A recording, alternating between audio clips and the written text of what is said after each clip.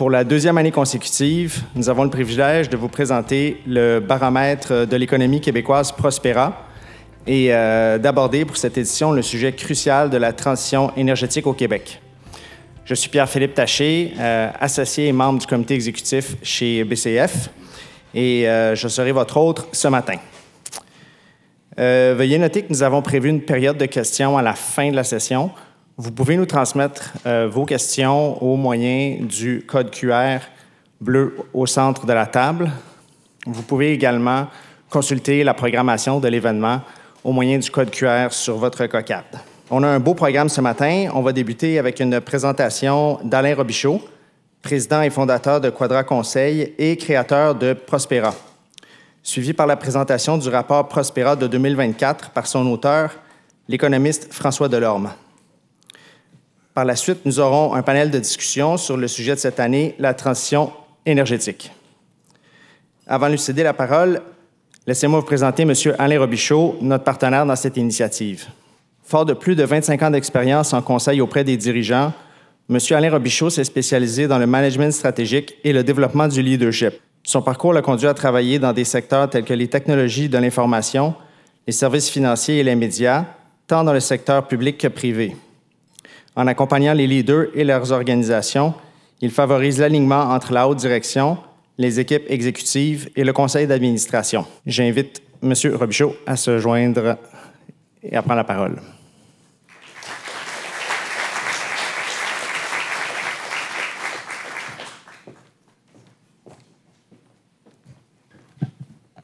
Donc, bonjour à tous. Donc, ça me fait grand plaisir de vous voir en si grand nombre ce matin. Merci infiniment.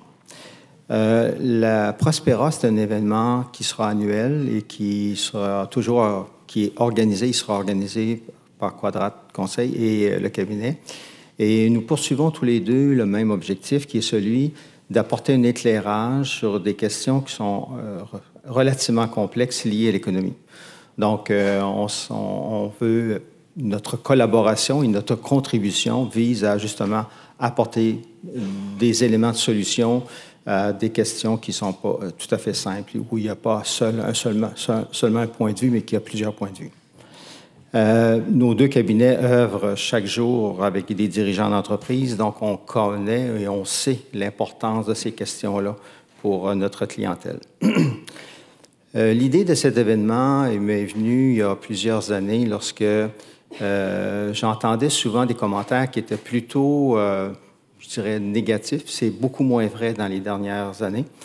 Mais on avait toujours des questions sur la faiblesse de l'économie québécoise, la productivité plus faible ici qu'ailleurs, sur la question de une production, moins d'entreprises entrepreneuriales, enfin, plein de commentaires qui nous empêchaient d'avoir une vue un peu globale de l'économie.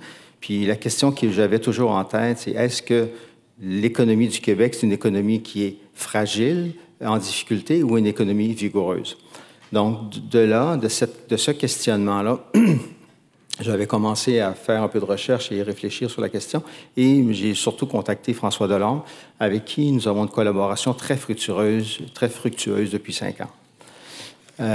Pendant les premières années, moi et François, nous avons travaillé très, très fort à bâtir cet indice-là. Nous avons fait beaucoup de recherches et pour parvenir à bâtir cet indice qui est un indice structurel, c'est-à-dire que c'est un indice qui a une perspective historique, qui a 40 ans d'histoire. Donc, le début de notre analyse, c'était en 1980. Donc, on a une perspective historique qui nous fait sortir des faits et des observations différentes que les indices conjoncturels qui parlent du taux d'inflation, les taux d'intérêt, donc qui est important à court terme. Donc, l'indice que François a composé avec moi, c'est un indice qui nous permet de toucher l'économie de façon différente, d'avoir une perspective différente sur l'économie québécoise. Tout au long de ce processus de travail, nous avons pris nos précautions parce qu'on voulait véritablement avoir un indice rigoureux, fondé sur les meilleures connaissances. Alors, nous avons constitué un comité aviseur dont Pierre Fortin, Jean-Pierre Aubry, donc des économistes qui s'intéressaient à l'économie québécoise. Donc, ils ont été notre comité aviseur tout au long du processus de réflexion. Et nous avons fait 2 rencontres très importantes avec 8 à 10 économistes à chaque fois de toutes les institutions du Québec. Ce qu'on voulait, c'est évidemment un débat sur notre méthodologie, sur les variables que nous avons choisies et pourquoi. Donc, évidemment, ils ont été les variables de fond. Tantôt, François va vous en parler. C'est-à-dire que l'économie québécoise évoluant, il y a certaines variables et certaines familles de variables qui vont changer. Actuellement, il y a 28 variables regroupées en 5 blocs, 5 familles de données que François va vous expliquer. Chaque année, BCF et Quadrat vont remettre à jour cet indice, puis on va le lier à une question majeure, à une question importante qui touche les fondamentaux de l'économie québécoise. Cette année, sans surprise, c'est la transition énergétique. Et nous avons invité des spécialistes pour venir parler d'économie avec M. le ministre Fitzgibbon. Pour bien saisir le travail de réflexion qui sera fait ce matin, nous cherchons à comprendre avec M. le ministre et les spécialistes quel est l'équilibre entre l'offre et la demande. Comment va se construire cet équilibre-là? C'est un peu complexe. On entend toutes sortes de commentaires, soit sur l'efficacité énergétique ou l'éolien ou d'autres types d'énergie. Mais comment va se construire cet équilibre? Est-ce qu'il y a des cadres généraux? Est-ce qu'il y a des critères, des priorités? Enfin, comment on peut parvenir à bâtir cet équilibre? Donc, c'est un peu la réflexion que plusieurs spécialistes vont nous partager ce matin. Cet événement, nous, Quadrat BCF, on produit l'événement, mais nous sommes sans parti pris dans les débats. Évidemment, notre position est d'avoir une objectivité, d'apporter ce qui apporte le plus d'éclairage possible, mais par la suite, on laisse les acteurs dans la société prendre la parole et de débattre des questions. Nous considérons tous les deux, BCF et Quadrat, comme étant une contribution essentielle de notre part, étant donné que nous vivons des grandes entreprises du Québec, de contribuer à la réflexion sur l'économie, qui est une contribution sociale. Et à mon humble avis, depuis une note plus personnelle, je suis beaucoup de tendances de différents défis des organisations. Une qui est un peu inquiétante, c'est le fait que les citoyens ont beaucoup moins confiance envers les entreprises que si on recule de 15 ans, 20 ans.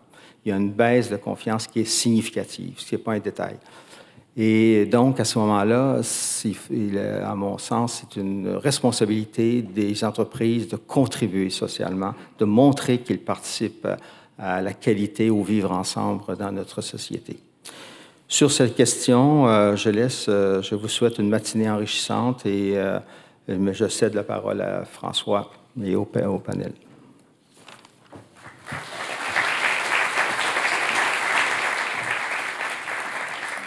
Alors, bonjour tout le monde. Mon nom est François Delorme. Je suis professeur associé à l'Université de Sherbrooke, mais j'ai aussi une firme de consultation qui œuvre surtout en ce moment dans le domaine des questions environnementales. Mais on a beaucoup de mandats aussi, autant dans le communautaire que dans les aspects, je dirais, plus de gouvernance. Donc, on a une palette très élaborée. Alors, ce matin, je veux vous donner quelques détails sur la construction du baromètre économique édition 2024. Et ce qui est important de comprendre, c'est que, comme Alain le spécifiait, souvent on se concentre sur, surtout par exemple, le message du gouvernement du Québec en ce moment, qui est de combler l'écart de richesse avec l'Ontario. On le voit, c'est documenté à chaque budget et tout ça. Et nous, ce qui est un objectif valable, mais ce qu'on a essayé de faire avec le baromètre économique, c'est beaucoup de dire, est-ce que la fondation de la maison de l'économie du Québec est solide ou pas? On peut visiter le premier étage, le deuxième étage, le troisième étage, la peinture a été faite, peut-être que l'Ontario est en bleu, puis nous, on voudrait avoir à peu près le même bleu. Ça, c'est l'écart de richesse. Mais nous, on s'intéresse à ce qui a construit le Québec depuis 40 ans, est-ce qu'on est en bonne position au niveau de la fondation pour se projeter encore 10 ou 15 ans? Donc, quand on entend qu'on a du rattrapage avec l'Ontario à faire, quand on examine la fondation, bien, notre fondation elle est plus solide que celle de l'économie ontarienne, okay, qui est souvent la base de comparaison que l'on fait de façon traditionnelle en économie. Qu'est-ce que le baromètre? Alain l'a expliqué, le baromètre est un indice qui se concentre sur les tendances lourdes.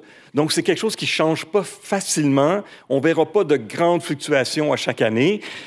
Mais c'est l'objet justement de lever le menton et de se donner un peu d'horizon et de voir est-ce que les fondations de l'économie du Québec sont solides ou pas. Et comme je l'ai dit, on se compare souvent avec l'Ontario. Donc, ça nous permet un peu d'anticiper si on est en bonne position pour des défis majeurs. Donc, en ce moment, de quoi parle-t-on? On parle de transition énergétique, on parle de défis au niveau des changements climatiques. Comment est-ce que le Québec se positionne par rapport à d'autres juridictions et est-ce qu'on est en bonne position pour faire une bonne performance au cours des 5 ou 10 prochaines années? Alors, les 28 variables dont Alain a parlé, elles ont été parcimonieusement choisies dans cette optique-là.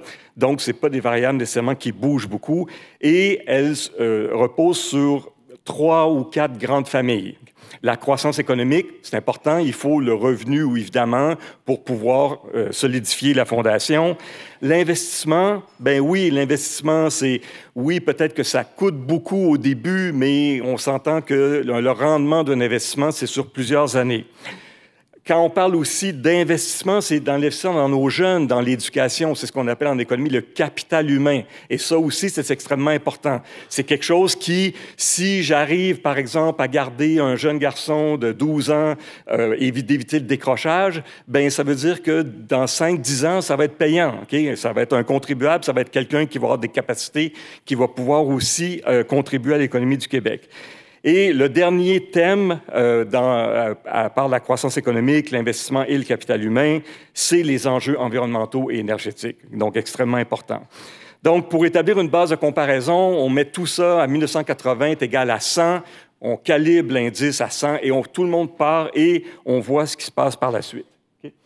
Donc, quand on analyse ce qui a fait le Québec jusqu'à aujourd'hui, on voit qu'il y a quelques grands messages qui, depuis la Révolution tranquille, ont fait du Québec ce qu'il est aujourd'hui, la réforme de l'éducation des années 60, l'établissement d'une paix sociale durable après les conflits avec les syndicats dans les années 70-80, l'internalisation de l'économie aussi, la mondialisation. Le Québec s'est beaucoup ouvert au monde. Une politique familiale innovante, là on parle ici des garderies, les CPE, le taux d'activité des femmes aussi qui a explosé pendant cette période-là, et une réduction significative du poids de la dette du gouvernement du Québec. Alors tout ça fait qu'on est au Québec aujourd'hui dans des positions qui structurellement sont extrêmement enviables. Alors, vous avez les résultats ici. Alors, je vous l'ai dit, toutes les économies partent à 100. On a le Canada en rouge, on a le Québec en bleu, on a l'Ontario en vert. Et ce qu'on voit, c'est ça qui est intéressant avec l'indice, si je me tourne un peu à 45 degrés, on voit qu'au début, l'Ontario a beaucoup performé au niveau des années 80. Ensuite, il y a eu un fléchissement dans les années 90, au début des années 90. Et là, on a vu que le Québec a commencé vraiment à augmenter sa performance, en partie avec une meilleure performance que le Canada et l'Ontario après la crise de 2008. L'économie du Québec étant plus diversifiée, elle a pu absorber les chocs de façon beaucoup plus facile.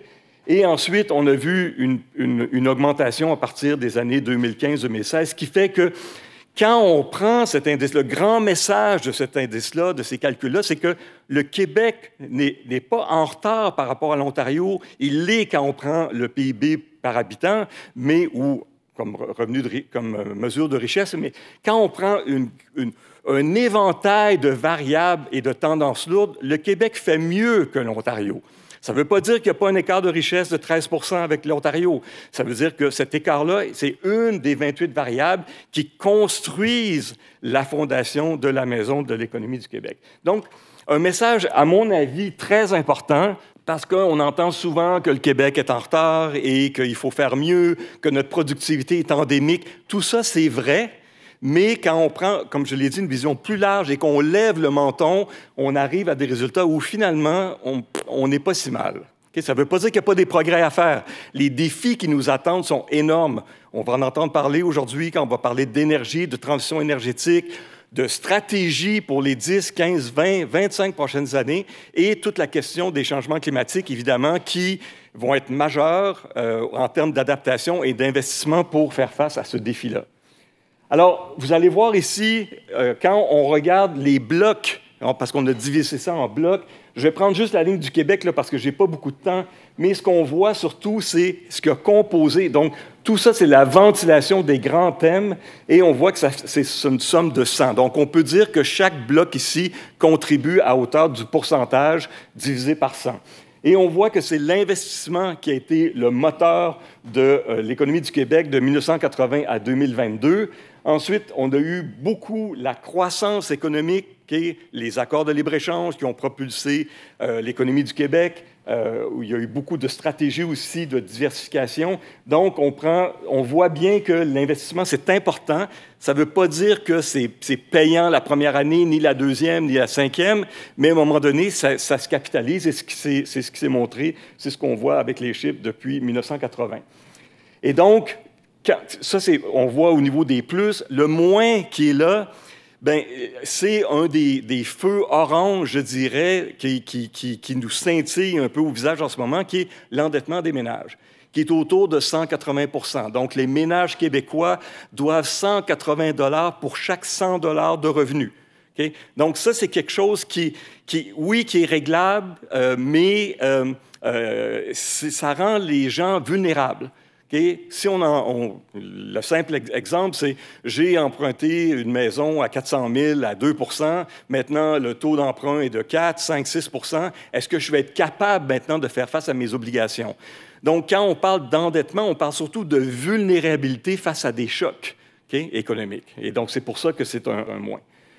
Alors, ici, on va un peu plus en détail, mais moi, ce qui m'intéresse, on va prendre la colonne du Québec et on voit maintenant pas c'est quoi les blocs, mais c'est quelles sont les variables spécifiques qui expliquent. Et on le voit là, que la première variable qui contribue à 21 % de l'indice du baromètre de 80 à 2022, c'est le PIB par habitant. Donc, c'est ça l'écart de richesse.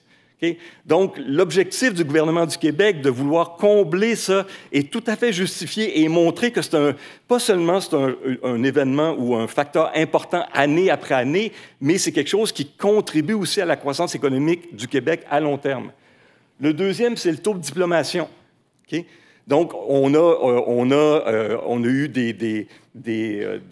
une grosse fréquentation et on a augmenté notre éducation, mais ce qu'on voit aussi, c'est nos jeunes qui vont au cégep, qui vont à l'université, les femmes, maintenant, il y a plus de diplômés au baccalauréat au Québec, féminins que masculins, et tout ça, ça a contribué aussi, cet essor-là, cette explosion-là a contribué à l'essor de l'économie du Québec. L'autre, c'est quand on parle de stock de capital, on parle d'investissement. Donc, c'est ma famille investissement que j'avais tout à l'heure. Ça, c'est la variable spécifique. Si on prend les trois, on ajoute les trois, on arrive à 51 %. Ces trois variables-là expliquent plus de la moitié de la croissance économique à long terme du Québec depuis 1980. Dans les feux oranges, j'en ai parlé, la dette des ménages qui plombe l'économie du Québec. C'est pas un facteur qui est positif. Le vieillissement de la population aussi, on sait que ça, c'est un facteur. On sait depuis les années 70 que ça va être un élément important. Et les importations. On me dit qu'il me reste 2 minutes. J'étais là pour à peu près 2 heures. Donc, je vais finir rapidement. On va parler beaucoup d'énergie ici. Okay? On va avoir un panel complet là-dessus. 2 choses importantes. Je n'aurai pas le temps de passer à travers ça, mais 2 éléments importants qui vont animer le panel. Okay? La première, c'est le constat selon lequel, et M. le ministre Fitzgibbon va en parler, ainsi que les panélistes, la productivité énergétique du Québec est déficiente. On perd beaucoup d'énergie, on dépense beaucoup d'énergie, mais on n'est pas efficace dans le traitement de l'énergie. Ça, c'est la première chose. Donc, il faut colmater cette brèche-là pour mieux se positionner dans le futur. Le deuxième, c'est le Québec est dans une situation exceptionnelle au niveau des énergies renouvelables. Okay? On a l'hydroélectricité, on a Hydro-Québec, on fait beaucoup. Hydro-Québec a annoncé son plan vendredi dernier sur l'éolien. On est extrêmement bien positionné pour le prochain 10, 15, 20 ans, et c'est de ça dont on va parler tout à l'heure. Donc, je vais passer ça rapidement pour arriver un peu à mes conclusions. Donc, les grands messages de l'indice Prospera, c'est il faut absolument essayer de contrecarrer l'effet du vieillissement de la population. On sait que ça va arriver, il va y avoir de moins en moins de jeunes, puis on sait que la pyramide des âges aussi va s'accentuer, mais c'est quelque chose qui est stimulé, ramener au travail les personnes qui ont pris leur retraite de 55 à 74 ans, ça va aider la croissance économique à long terme du Québec.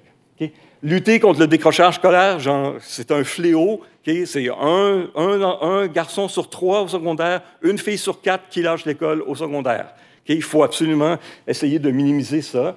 Améliorer l'efficacité énergétique et les technologies et solutions éco-énergétiques, on va en parler tout à l'heure, et augmenter les investissements résidentiels et non résidentiels. Je n'ai pas besoin de vous pilonner, de marteler tout le déficit en termes de logement qu'on a dans les principales municipalités du Québec.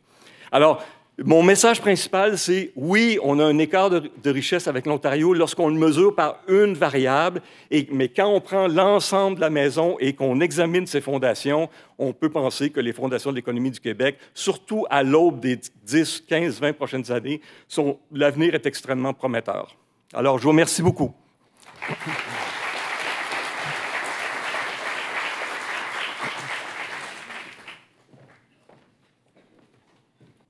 Merci beaucoup, M. Delorme, M. Robichaud. Sans plus tarder, je vais vous présenter les panélistes de ce matin. Je les invite à se joindre et à prendre place pendant que je les présente, là, ou au fur et à mesure que je les présente à votre guise. Tout d'abord, M. Pierre Fitzgibbon, ministre de l'Économie, de l'Innovation et de l'Énergie. Il est aussi ministre responsable du Développement économique régional et ministre responsable de la métropole et de la région de Montréal. Avant de se lancer en politique, il a occupé des postes clés en finance, en développement d'entreprise et en développement des affaires. Son influence a été déterminante dans la promotion de la transition énergétique au Québec. Ensuite, Mme Kathleen Vaillancourt, présidente de Esmia Consultants et pionnière reconnue mondialement comme experte en modélisation des systèmes énergétiques économiques. Elle bénéficie de plus de 20 ans d'expertise en consultation sur les systèmes intégrés 3E, énergie, économie, environnement. Elle dirige aussi des projets soutenant les politiques énergétiques et climatiques. Monsieur Alain Brisebois, président de CWP Énergie. Il se distingue par son expertise dans l'établissement d'écosystèmes énergétiques efficaces et durables. Depuis 2015, il dirige CWP Énergie, transformant l'entreprise en une société d'investissement de premier plan qui œuvre sur les marchés de l'électricité déréglementée à travers l'Amérique du Nord. Enfin, M. Hugues Girardin, premier vice-président et directeur général Amérique du Nord chez Boralex. Il possède plus de 30 ans d'expérience en énergie renouvelable. Il a dirigé des projets majeurs comme les parcs éoliens de la Seigneurie de Beaupré et Niagara Region Wind Farms.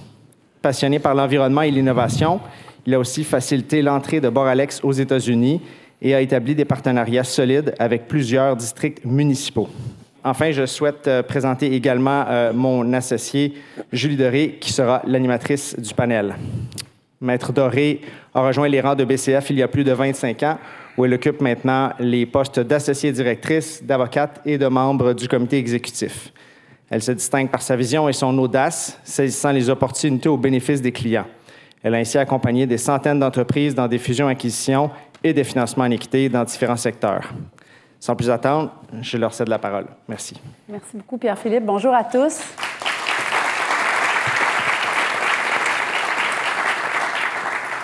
Bonjour à tous et à toutes. Ça me fait extrêmement plaisir de vous recevoir pour une deuxième année avec l'édition de Prospera. Merci à nos panélistes d'accepter de se joindre à nous. Merci, Monsieur le ministre. C'est la deuxième année consécutive que vous acceptez de participer à cette initiative-là. C'est très, très apprécié.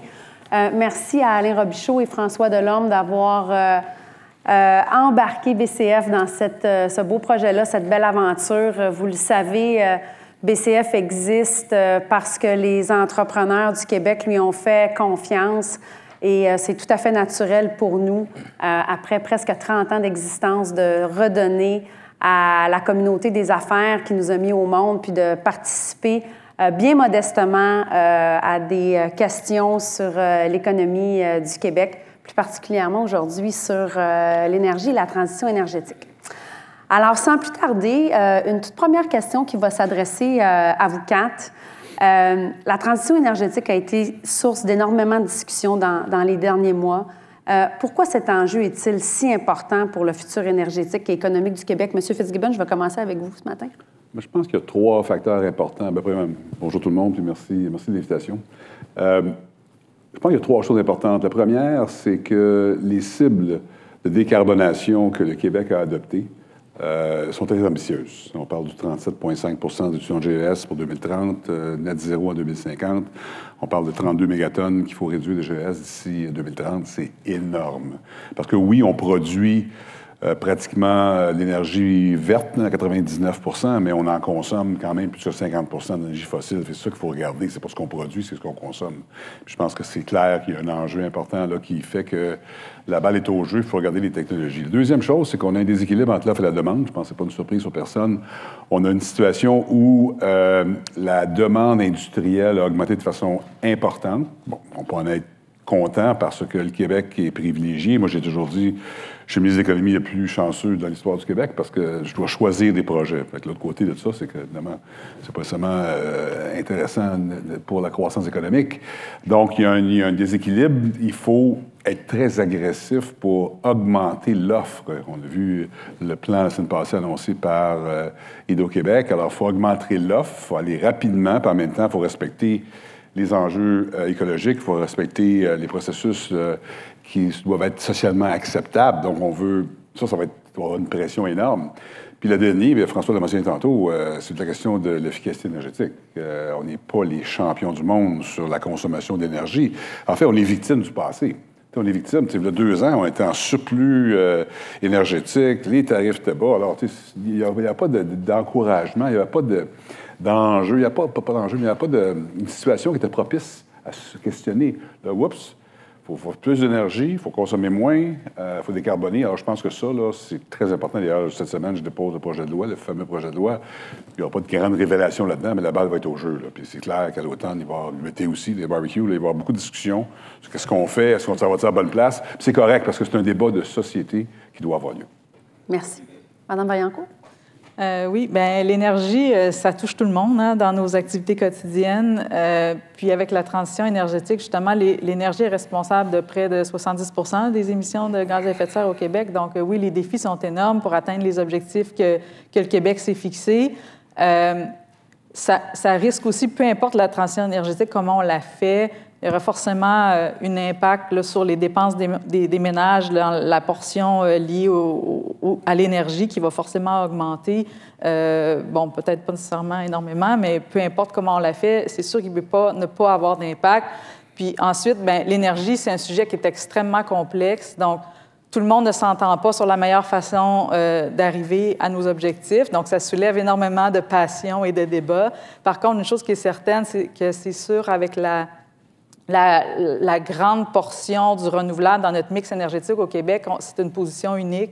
Il n'y a pas de doute. Puis, donc, de lier énergie et croissance économique, c'est un avantage clé pour le Québec qu'il faut bénéficier, puis de pouvoir espérer appeler ça un développement durable. Puis si tout ça est géré de façon optimale pour la société, bien, on peut faire en sorte qu'en plus d'être durable, bien, c'est abordable au maximum pour l'ensemble des Québécois. Merci beaucoup. Monsieur Brisebois? Les temps changent, hein, c'est important de changer avec eux. On fait face à un historique d'abondance d'énergie renouvelable à faible prix au Québec. Puis on fait face à un paquet de changements climatiques, la baisse généralisée des précipitations, que ce soit par la pluie ou par la neige, les niveaux des réservoirs qui sont relativement bas par rapport à ce qu'ils ont déjà été. Donc, ça vient bousculer un peu notre confort énergétique au Québec. Puis je pense vraiment qu'on rentre dans une nouvelle période où les surplus énergétiques vont être de plus en plus rares. On est en train d'électrifier à peu près tout ce qu'on peut mettre notre main dessus. Donc, notre consommation va changer. On a parlé rapidement de consommation industrielle. C'est pas seulement au Québec que ça se passe, c'est plutôt généralisé dans tous les marchés de l'électricité. Puis, il faut évoluer avec nos temps puis changer notre façon de faire. Merci beaucoup. Monsieur Girardin, je vais aller un petit peu plus loin sur la question. On a parlé d'équilibre, on a parlé de peut-être manque d'efficience. Comment, de votre perspective à vous, vous voyez l'atteinte de cet équilibre-là? Est-ce que c'est l'augmentation de l'offre uniquement, un peu plus de sobriété, un mélange des deux? Comment vous voyez l'atteinte de l'équilibre? C'est clairement un mélange des deux, mais un des trucs que j'aimerais préciser, qui est vraiment important de garder à l'esprit dans le débat énergétique, c'est qu'à partir du moment où on prend la décision d'acquérir ou de développer plus d'énergie, que ce soit éolien ou à peu près toutes ces formes, à l'exception du gaz qui est un peu plus rapide, il y a un minimum de 7 ans. Moi, je développe des projets depuis une trentaine d'années. À partir du moment où j'ai une très bonne idée, que j'ai éliminé les 10 mauvaises que j'ai eues avant, que j'ai choisi la bonne, et que je décide de mettre ce projet-là, au moment de la date de coupure du ruban, de mise en service, il se sera écoulé minimalement 7 ans en éolien. Si on parle d'hydro, on parle probablement de 15, 16, 17, voire même 20 ans. Donc, dans notre planification, il faut voir vraiment très longtemps à l'avance. On ne peut pas se permettre de gérer en fonction de la demande d'aujourd'hui. Il faut gérer en fonction de la demande du futur. Et c'est là que la question qu'on se pose tous, c'est est-ce qu'on croit au plan de décarbonisation? Et si on croit au plan de décarbonisation, vous le mentionnez un petit peu plus tôt, il y a au moins la moitié de notre énergie au Québec qui est consommée par le secteur fossile, qu'on devra déplacer du côté de l'électricité. Et c'est le cas partout dans le monde. Je vous dirais que même qu'aux États-Unis, déjà, l'électricité contient du carbone, donc c'est plus important encore. Donc, on voit à long terme que si on croit en notre plan, si on croit en les générations futures, on aura besoin définitivement des deux. Il va falloir avoir des économies d'énergie, mais il va aussi falloir développer des sources d'énergie supplémentaires pour être capable d'assurer cette transition-là. Et il faut le faire en avance. Je pense qu'il ne faut pas manquer de vision, il faut voir loin en énergie, il faut prendre ces décisions-là très, très tôt dans l'histoire de la société. Et c'est très important de le faire de façon, je pense, structurée, organisée, mais prévisible aussi. Ce qu'il faut éviter, ce qu'on a vu fréquemment en énergie, c'est on ouvre les valves au maximum, on développe, et là, tout à coup, on se dit, comme il y a quelques années, on arrive à un constat, on a des surplus, on arrête. Je pense que c'est ce qu'il faut éviter de faire. Je pense qu'il faut continuer à développer en fonction de nos besoins. Il faut être ouvert, être capable de mesurer où on s'en va, mais il faut le faire d'avance. Est-ce que le développement de l'éolien vit les mêmes enjeux qu'on peut voir dans le domaine de la construction avec les difficultés de chaîne d'approvisionnement? Est-ce que vous avez constaté ça dans les projets dans les dernières années que vous avez mis en œuvre? Absolument. La construction, c'est local. La chaîne d'approvisionnement est mondiale. Je pense que ce qui est particulier et qui a beaucoup changé dans le milieu de l'énergie, c'est qu'on fait partie d'un marché mondial aujourd'hui. La demande pour les éoliennes, la demande pour les équipements, c'est une demande qui est affectée par les États-Unis, par la Chine, par l'Europe, qui a d'énormes besoins également en énergie. Mais oui, effectivement, on voit les deux. Donc, il y a une composante locale, mais il y a une très, très, très grosse composante internationale également. Merci. Monsieur Fitzgibbon, quand on parle de la planification, on parle beaucoup de la tarification aussi. Hydro-Québec a parlé de plus en plus de tarification dynamique dans les derniers mois. Vous aussi, vous l'avez évoqué à quelques reprises. Comment voyez-vous la hausse des tarifs versus les augmentations plafonnées? Comment vous voyez ça de votre côté? Bien, il y a deux choses. Premièrement, Hydro-Québec, quand on parle de déséquilibre présentement, on parle de gestion de la demande, qui est un problème à cause de la pointe du mois de janvier particulièrement, puis le niveau énergétique. On a deux enjeux. Donc, on a besoin de plus d'énergie ou d'en consommer moins, puis il faut consommer différemment. C'est deux concepts totalement différents. Je pense que Hydro-Québec, clairement, doit mettre en place des mécanismes pour encourager, on pense à Elo, par exemple, il y a pas des mécanismes accrus pour encourager une consommation différente. Alors ça, je pense que ça fait partie de l'ADN d'Hydro-Québec de vouloir changer ça le plus rapidement possible. Puis en passant, autant pour les consommateurs résidentiels qu'industriels, c'est pas juste les gens qui lavent la vaisselle à 5 heures l'après-midi qui sont le problème, il y a l'industrie aussi. Alors, il faut avoir une modulation. Maintenant, Pour la question du résidentiel, M. Legault était très clair, il y a un maximum de 3 % d'augmentation, au moins jusqu'à la fin du mandat. Le prochain gouvernement décidera ce qu'il veut faire. Mais on peut quand même offrir aux consommateurs des mécanismes pour réduire la facture. Et je pense que Hydro-Québec va être très actif sur ça, puis il faut le faire. Pour les entreprises, il y a d'autres façons de le faire. Et pour la question énergétique, il faut aussi, évidemment, consommer moins. Alors, la tarification, je ne vais pas annoncer tout de suite ce qui va se passer avec le projet de loi, là, mais on veut, la Régie de l'énergie va avoir un rôle à jouer là-dedans aussi. Ça prend un contrepoids aux producteurs d'électricité, puis le contrepoids va être qu'il y a un coût de service qui doit être tenu en compte. Alors, il va falloir que les taux ultimement augmentent. Je pense qu'il n'y a personne qui va être surpris de ça, parce que la production additionnelle qu'on va devoir avoir au Québec, le coût marginal va être clairement plus élevé que le coût présentement. La question, c'est qui va payer. Ça, c'est un autre débat qu'on aura cet été. Ma prochaine question s'adresse à Mme Vaillancourt, à M. Brisebois. On observe plusieurs modèles dans la gestion de l'énergie dans d'autres juridictions et dans d'autres pays. Votre expertise respective vous amène à travailler là, beaucoup à l'extérieur. Pouvez-vous nous donner quelques exemples de succès dont vous avez pu être témoin? Mme Vaillancourt, d'abord. Sans aller dans les exemples très, très précis, c'est sûr que, il n'y a pas de pays parfait, tout le monde a ses enjeux propres à chaque pays, mais on aime bien citer les pays où il y a il y a un lien très fort entre la science et le politique, en fait. Donc, la majorité, le Royaume-Uni est souvent cité comme un exemple où il y a des instituts qui sont vraiment dédiés à étudier avec de façon permanente les enjeux énergie, économie et comment tout ça est lié ensemble, en fait. Et on rajoute l'environnement dans tout ça. La majorité des pays européens, je dirais, sont quand même assez en avance là-dessus. On cite souvent les pays scandinaves dans ce sens-là. Donc, c'est des pays aussi qui... c'est pas juste travailler en silo, mais il y a une collaboration ensemble. Donc, par exemple, à l'Agence internationale de l'énergie, il y a des programmes où la majorité des pays sont là. Le Canada était là au tout début des collaborations sur les réflexions sur les systèmes énergétiques après les chocs pétroliers. Le Canada s'est retiré à un moment donné et a rejoint seulement cette année. Donc, c'était grand temps là, que, justement, ça permet de voir ce qui se fait ailleurs, etc. Puis, la façon de réfléchir le problème, bien, justement, comme M. Fitzgibbon disait, c'est on parle, même si il faut jouer autant sur l'offre que la demande pour atteindre les cibles climatiques, ça, c'est assez clair. La sobriété énergétique peut nous aider à avancer un peu, mais ça ne permettra pas d'atteindre les cibles, mais de réfléchir à la demande d'un point de vue service énergétique. Donc, c'est quoi? On a des passagers kilomètres, par exemple, en transport à satisfaire. Les gens veulent se déplacer. On a des mètres carrés de bâtiments à chauffer et on a des tonnes d'acier à produire. Donc, la demande de services énergétiques d'abord, et après, comment on satisfait ces demandes de services-là en consommant le moins d'énergie possible ou le plus efficacement possible et avec l'énergie la moins polluante possible.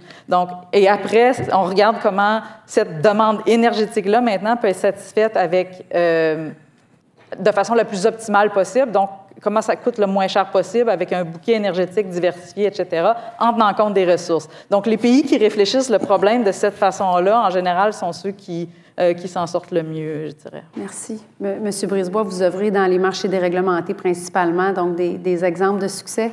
Oui, je vais aller un petit peu plus dans le détail. Moi, dans le fond, le gros facteur de succès pour moi dans l'intégration des énergies renouvelables, c'est d'être capable de garder la stabilité du réseau dans un monde où la production est intermittente maintenant. Donc, au Québec, on est chanceux, on a de l'énergie renouvelable qui est relativement stable, on contrôle le débit des barrages puis des réservoirs, mais aux États-Unis, avec l'énergie éolienne et solaire, et même partout dans le monde, s'il n'y a pas de vent puis il n'y a pas de soleil, mais il n'y a pas d'électricité. Donc, il faut jouer avec ça et être capable de moduler ça. Donc, un des succès que j'ai vu dans les dernières années, c'était l'État de la Californie. Ils se sont penchés beaucoup sur ça. Ils ont intégré des nombres massifs d'énergie renouvelable sur leur réseau. Puis, ils ont emprunté une voie où est-ce qu'ils ont favorisé aussi la mise en place de ressources énergétiques distribuées, où ils ont favorisé avec des programmes de subvention l'installation de panneaux solaires sur les maisons résidentielles, qui d'ailleurs, depuis 2020, la plupart des nouvelles constructions en Californie nécessitent d'avoir des panneaux solaires sur leur toit. Donc, ce qu'ils ont fait, c'est qu'ils ont fait évoluer leurs subventions pour avoir solaire et batterie dans leur maison. Donc, ça leur permet, au moment où le soleil se couche, de gérer la façon que tout le monde se rebranche sur la grille pour aller consommer de l'énergie qui est produite par le réseau électrique. Donc, ça leur permet de garder le réseau stable. Puis l'autre facteur de succès aussi, c'est qu'il faut qu'éventuellement, ça se traduise en une économie puis des faibles tarifs pour les consommateurs. Donc, intégrer des renouvelables, c'est une chose. Que les économies se rendent jusqu'aux consommateurs, c'est une autre chose. Puis ça passe par la stabilité du réseau. Merci. Monsieur Fitzgibbon, vous êtes à quelques jours, pour ne pas dire quelques heures, de déposer votre projet de loi sur l'énergie au Québec, sans nous parler de choses dont vous ne pouvez pas parler aujourd'hui. Est-ce que vous êtes en mesure de nous parler un petit peu du cadre qui va guider votre stratégie avec le gouvernement? Oui, je pense que j'ai été public sur ça récemment. Je pense qu'il y a deux choses importantes. La première, c'est les rôles et les responsabilités. Je pense qu'il est clair, quand on regarde toute la discussion énergétique, il y a comme un triangle. Là. Il y a le politique, évidemment, le gouvernement. Il y a la Régie de l'énergie. Il y a Hydro-Québec. Et je pense que ce triangle-là doit être en équilibre.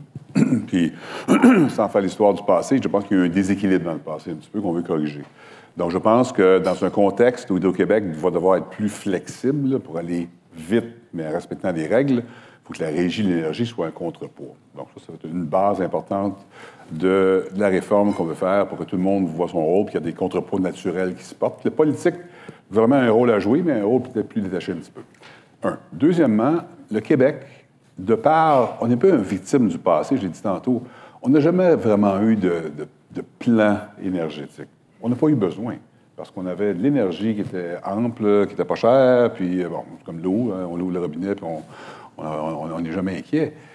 On n'était pas inquiet. Alors aujourd'hui, je pense que la Fondation, ça va être, et ça c'est le rôle du gouvernement, on doit avoir un plan de gestion intégrée des ressources énergétiques, quelque chose que les experts nous disent depuis plusieurs années, et là, c'est requis, parce que les pressions que nous avons sociales et économiques sur l'énergie font en sorte qu'il faut avoir ce plan-là. Ce plan-là, c'est le gouvernement qui est responsable de ça.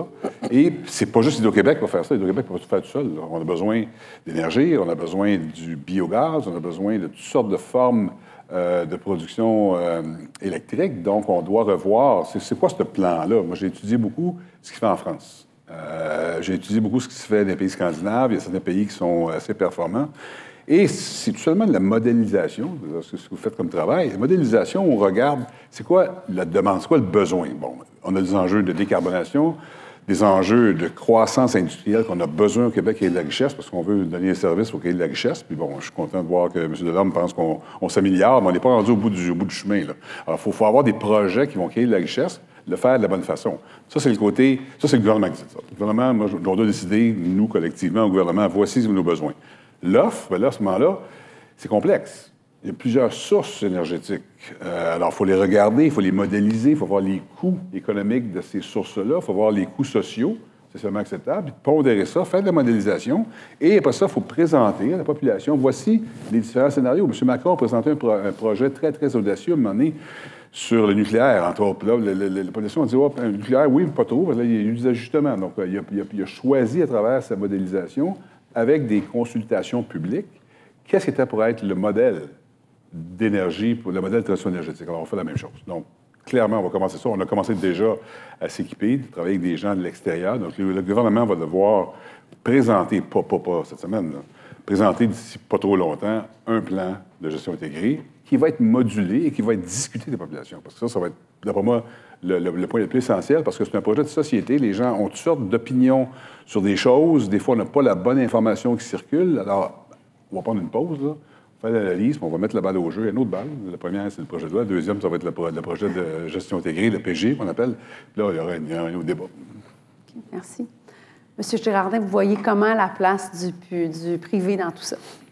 Bien, écoutez, nous... dans ce cadre-là. On était très heureux de voir qu'Hydro-Québec a reconnu que l'éolien était l'énergie du futur pour la décarbonisation du Québec. Et si vous avez lu attentivement le document, vous avez pu y constater que le seul projet qui était mentionné, c'est le projet des Neiges, qui est développé par Boralex depuis maintenant plusieurs années et dont on est toujours maître d'œuvre.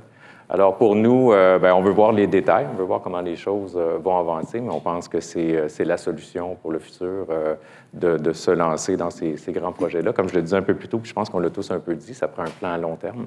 On ne peut pas, avec des sources d'énergie qui prennent 5 à 15 ans à se développer, avoir un plan 2 ans, un plan 3 ans, ça ne fonctionne pas. Donc on a très hâte de voir le projet de loi. On a aussi la chance maintenant, je pense, d'avoir des incitatifs fédéraux aussi qui s'ajoutent à la panoplie d'outils disponibles. On a un projet de loi là, qui est passé en 3e lecture il y a quelques jours maintenant au niveau fédéral qui va amener près de 30 de crédits de taxes qui seront disponibles pour les Québécois. Donc, c'est un des trucs qu'il faut aussi capturer et être capable de maximiser pour qu'on s'assure qu'on capture cette portion fédérale-là vers le Québec.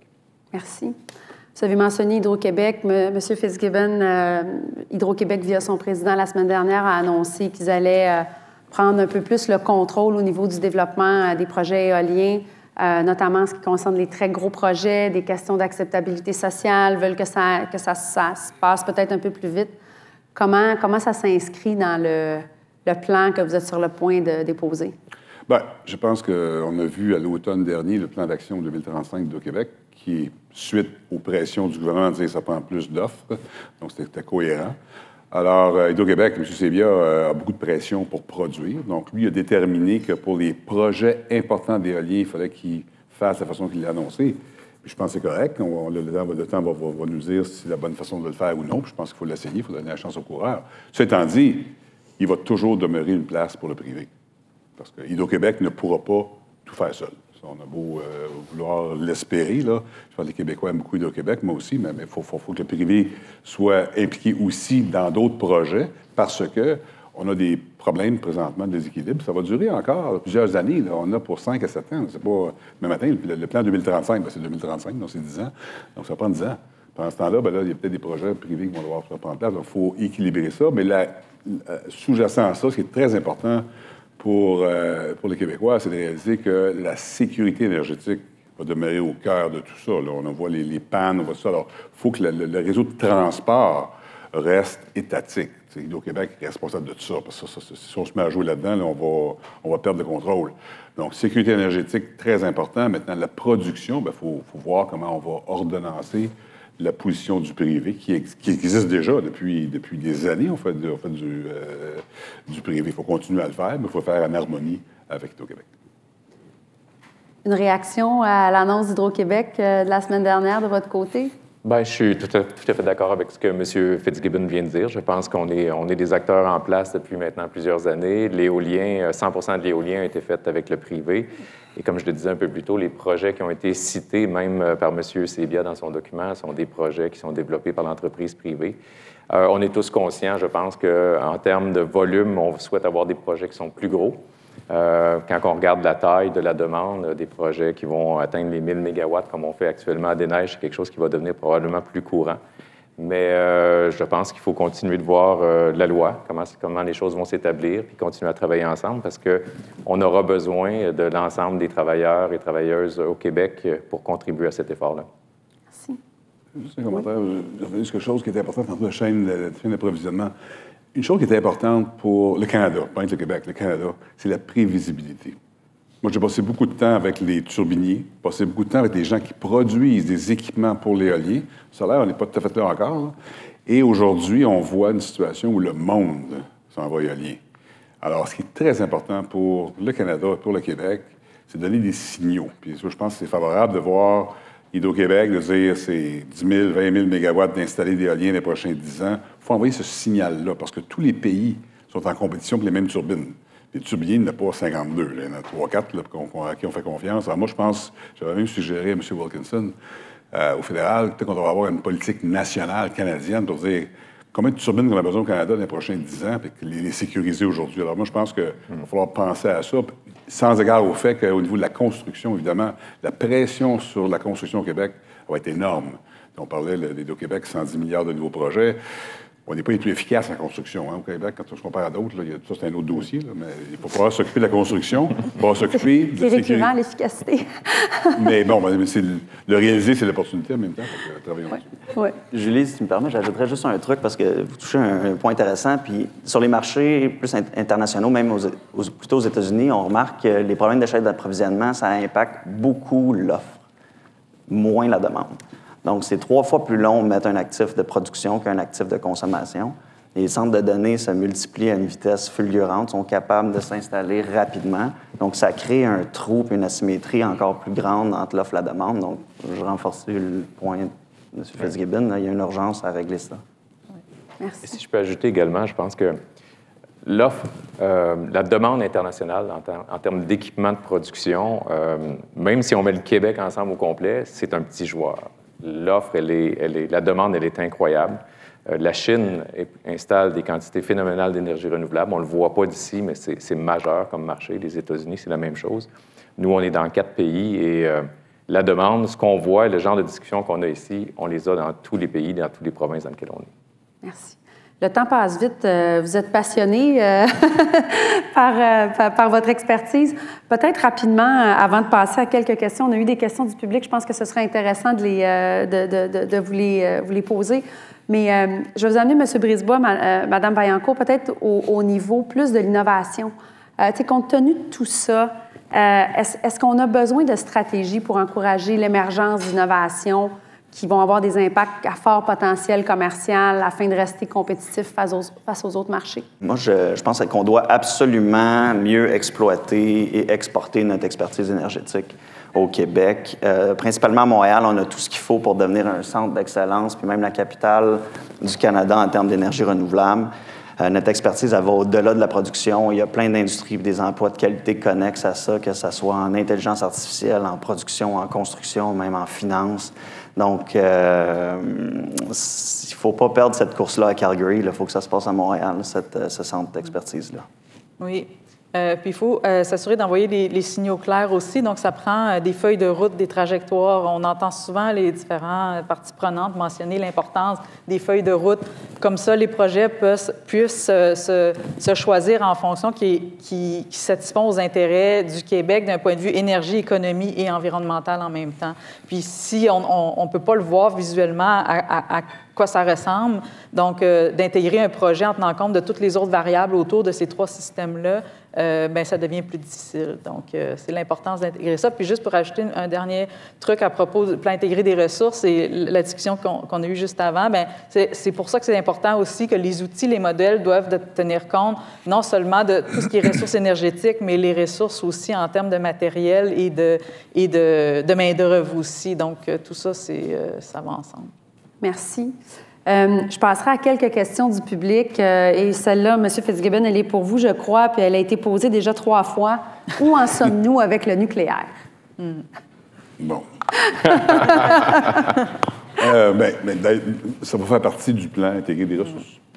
Parce qu'aujourd'hui, moi, personnellement, c'est ma vue personnelle, là, de décarboner la planète sans nucléaire, ça n'arrivera pas. C'est une vérité devant moi qui n'est même pas discutable. Maintenant, quelle vitesse on le fait? Voulons-nous le faire? Est-ce qu'on veut le faire? Beaucoup d'experts qui mentionnent que, premièrement, au Québec, on n'a pas eu de narratif. On a décommissionné Gentilly en 2013. À l'époque, où les piscines étaient pleines, il y avait de l'eau partout, puis on n'a pas besoin de nucléaire. Puis c'était probablement la bonne décision à l'époque, considérant ce qu'on pensait qu'était la situation. Aujourd'hui, quand on va faire le plan intégré des ressources, la gestion intégrée des ressources, on va dire, OK, on va faire 15 barrages. Pas sûr que le monde veut 15 barrages. On met de l'éolien dans les cours de tout le monde au Québec. Pas sûr que je veux ça dans ma cour. À un moment donné, il faut regarder les différentes sources énergétiques. Le nucléaire va devoir être considéré. Pas demain matin, puis ce ne sera pas avant l'élection, il ne faut pas annoncer pas du nucléaire. Mais je pense que la discussion doit avoir lieu. Elle doit avoir lieu socialement. Il faut faire un travail. Il y a 2 enjeux du nucléaire. L'enjeu de sécurité. On parle de Fukushima. Bien, Fukushima, là, le Candu 2, il marche. Là. À Fukushima, là, ils sont bien contents, puis il y a un autre nucléaire. Moi, je suis allé voir au PG à Darlington.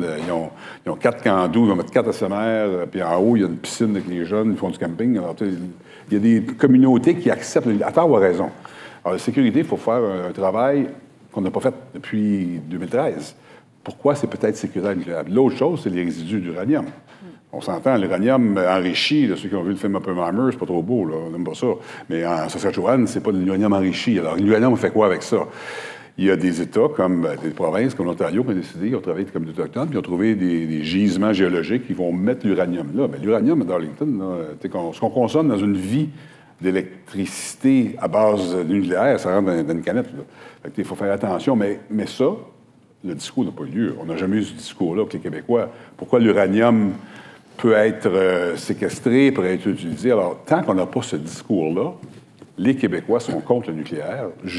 C'est justifié. Mais moi, je pense que dans le débat qu'on va avoir, pas jeudi, dans le débat du plan intégré des ressources, le nucléaire va être au rendez-vous, puis on décidera collectivement si on en veut ou on n'en veut pas. La discussion aura lieu. Merci.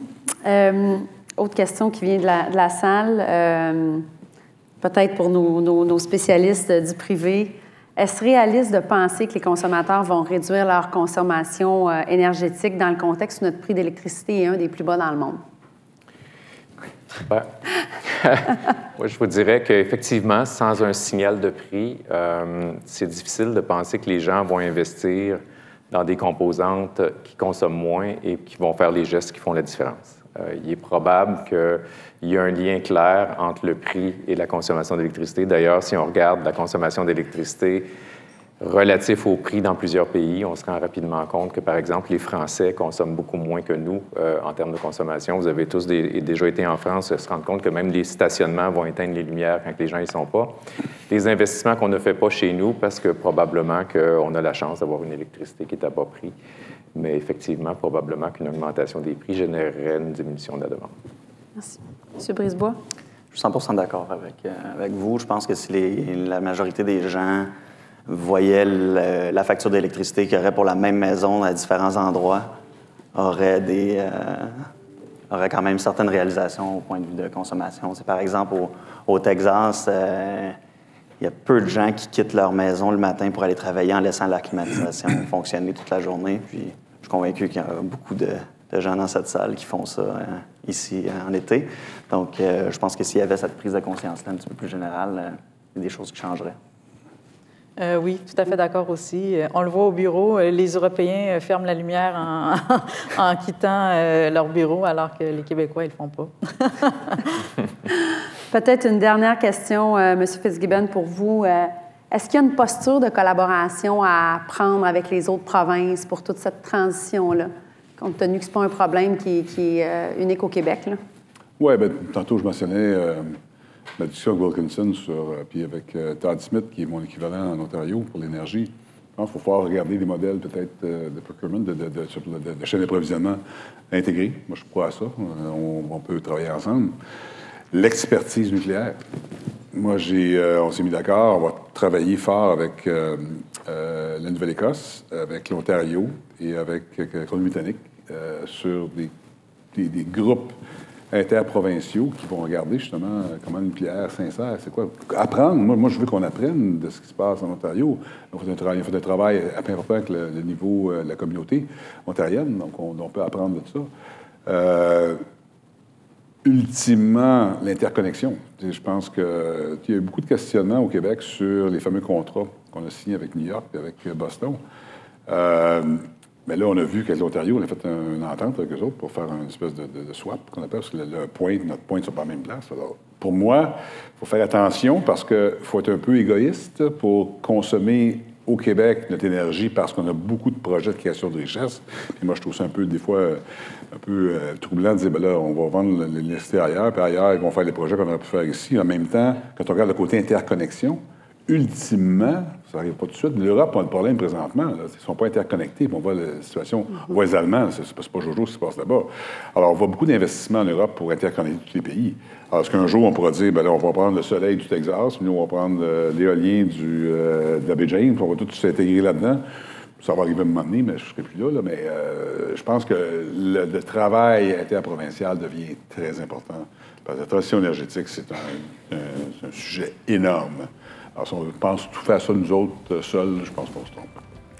Merci beaucoup. Alors, ça se termine déjà là-dessus. J'espère que vous avez apprécié. J'espère que ça va nourrir les conversations de barbecue de l'été. Merci beaucoup de votre participation. Vraiment, franchement, ce matin, une belle salle pleine. On est très, très heureux.